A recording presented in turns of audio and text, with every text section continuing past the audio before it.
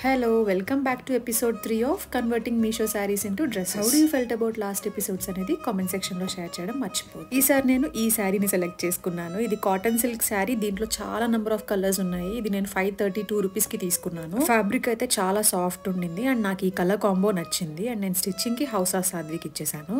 And after stitching output ఇలా వచ్చింది. I love this output. Fitting is so perfect and so comfortable. ఈ outfit అయితే festivals కి perfect ఉంటుంది.